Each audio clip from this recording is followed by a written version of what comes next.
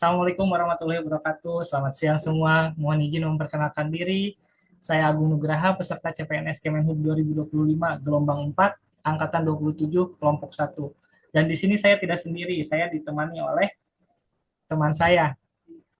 Assalamualaikum warahmatullahi wabarakatuh. Selamat siang. Mohon izin memperkenalkan diri. Nama saya Akmal Hidayat, peserta Latsar CPNS Kemenhub tahun 2025, angkatan 27 dari kelompok 1. Jadi di sini kita sedang melakukan podcast mengenai wawasan kebangsaan, isu kontemporer yang ada di negara Indonesia, dan kesiapsiagaan bela negara. Tapi sepertinya kurang afdol kalau terlalu kaku ya. Jadi kita lakukan ala-ala seperti podcast pada umumnya. Halo Sobat Bangsa, selamat datang di podcast Suara Nusantara, tempat kita ngobrol seru soal kebangsaan, isu-isu terkini, dan semangat bela negara. Hai semuanya, bareng saya Akmal Hidayat dan teman saya Agung. Kita bakal nemenin kalian nih bahas topik yang penting banget buat generasi muda kayak kita, membahas mengenai wawasan kebangsaan, bela negara, dan isu kontemporer Indonesia. Nah, kita masuk yang pertama nih, soal wawasan kebangsaan. Jadi, menurut Akmal, apa sih wawasan kebangsaan dan bela negara? Kalau ngedengar wawasan kebangsaan itu, apa yang ada di pikiran Akmal?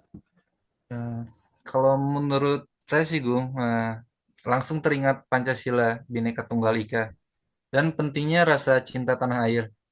Buat saya, wawasan kebangsaan itu tentang cara kita melihat Indonesia sebagai satu kesatuan, meskipun kita berbeda-beda.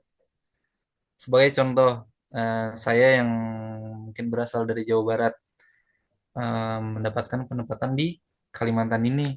Nah, waktu 2 minggu kemarin saya coba mengeksplor wilayah Kalimantan ini, melihat adat istiadatnya di sini seperti apa, dan mungkin Agung ingin tahu kah bagaimana adat istiadat di sini? Ya boleh tuh, apa tuh ya, kayak gimana tuh? Mungkin saya akan tampilkan suatu hal yang menarik, Gung. Apa itu? Share screen ya. Ya,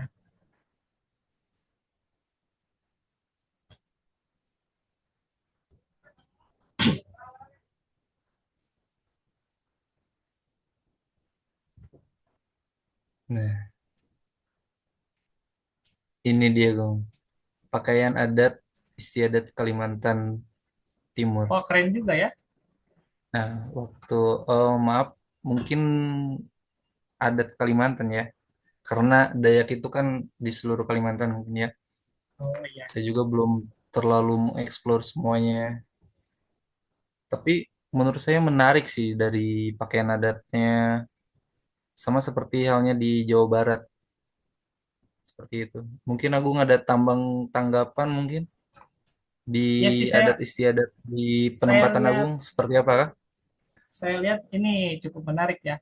Dan sama juga di tempat penempatan saya. Kebetulan saya sama orang Jawa Barat dan dapat penempatan kerja di Ambon. Eh, yang pasti itu kita beda bahasa lah. Pertama itu bahasa yang mungkin Iya, kalau kan orang Sunda itu suara apa bahasa bicaranya itu Sunda. lemah lembut ya, Ya. bahasa Sunda. Iya. Terus eh, jarang lah kita lihat orang Sunda nadanya tinggi-tinggi. Nah, itu Tapi dia, pasnya Bang. saya ke Ambon, itu perbedaannya mungkin bisa dibilang 180 derajat. Yang mana Nah, bisa dibilang itu kalau bahasa Ambon itu tuh keras sama cepet-cepet ini ngobrolnya. Kayak gitu. iya, tapi menarik ya kan? Iya, Kita iya. berasal sama-sama dari Jawa Barat kan. Ini pun waktu kemarin ya, aku sempat sama teman-teman itu. Dan di sana juga ada tariannya itu. Tariannya setiap hari Minggu itu jam 2 siang, Bung. Mungkin Oh, Agung di kalau sana. kesini nanti saya ajak lah ke kita keliling Samarinda gitu. Ya, nanti Mungkin kalau misalkan ke Samarinda pastilah hubungin ini Akmal. siap, Bung. Jadi setuju ya, eh, kalau bela negara itu pasti banyak sebelumnya pasti banyak yang mikir bela negara itu tugasnya TNI sama Polri aja kan. Padahal enggak tuh. Kita sebagai warga negara Indonesia juga wajib untuk membela negara kita. Dan menurut Akmal kayak gimana tuh? Betul nggak? Betul banget, Gung. Bela negara itu tanggung jawab semua warga negara ya. Bisa lewat partisipasi aktif di masyarakat, menjaga persatuan, bahkan melawan hoax di media sosial. Semuanya bagian dari bela negara mungkin. Iya sih, bagus. Soalnya kan di Indonesia itu sangat beragam budaya, agama, adat istiadat. Nah, itu gimana caranya kita buat pertahanin itulah keberagaman itu. Itu ya. Jangan sampai kita terpecah terpecah belah gitu. Nah, masuk ke segmen kedua nih tentang isu kontemporer yang ada di Indonesia. Kita bahas tantangan yang dihadapi bangsa kita hari ini. Menurut kamu, menurut Akmal nih, isu kontemporer apa sih yang paling menonjol di yang ada di negara Indonesia? Menurut saya, Gung, mungkin salah satunya adalah radikalisme dan intoleransi. Banyak yang gampang terpengaruh paham sempit dan nggak bisa menerima perbedaan karena mungkin kita dari berbagai suku, berbagai daerah kan, Du. Mungkin itu Nah, yang sulit dipahami mengenai toleransi. ya setuju. Gimana, Gung? Setuju kah? Setuju, setuju. Terus ada juga serbuan hoax nih dan disinformasi di media sosial. Gampang banget tuh orang terprovokasi kalau nggak punya literasi media yang literasi digital yang kuat. Itu pasti gampang dipengaruhi itu. Iya sih, betul. Apalagi anak muda sekarang sering kebawa tren global, kadang lebih bangga budaya luar, lupa sama jati diri sebagai bangsa Indonesia. Nah, Nah, itu. seperti hal yang tadi saya sajikan, Gung, kayak Ya. zaman sekarang tuh banyak orang yang lebih suka nonton konser luar negeri ya kan. Nah, Mereka itu lupa kalau betul betul. misalnya di Kalimantan Timur itu ada yang namanya Pampang, itu satu daerah kita bisa melihat di situ ada tarian dari Kalimantan, Dayak, ya kan. Kita bisa tahu Hmm. bagaimana pakaian adatnya di situ. Mungkin seperti itu. Oh, kayak pameran kebudayaan ya. Emang sih itu harus Iya. dilestarikan. Nah, dan jangan lupa nih, ada juga isu isu lingkungan dan ketimpangan sosial juga jadi tantangan besar. Krisis iklim, konflik lahan, sampai pengangguran bisa jadi itu bikin ketegangan sosial itu.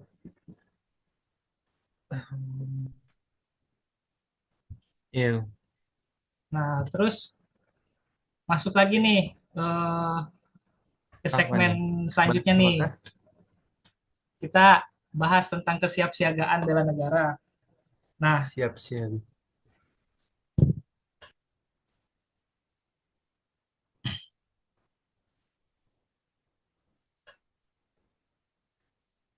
Nah, gimana caranya, Gung, kita siap membela negara di era sekarang? ya ada beberapa yang menurut saya ya, beberapa langkah lah. Itu yang pertama nih, yang harus kuat itu di karakter. Kayak pendidikan Pancasila, kita harus tanamkan itu dari kecil, dan nilai-nilai kebangsaan harus dibawa ke kehidupan nyata. Hmm, terus kita juga butuh literasi digital.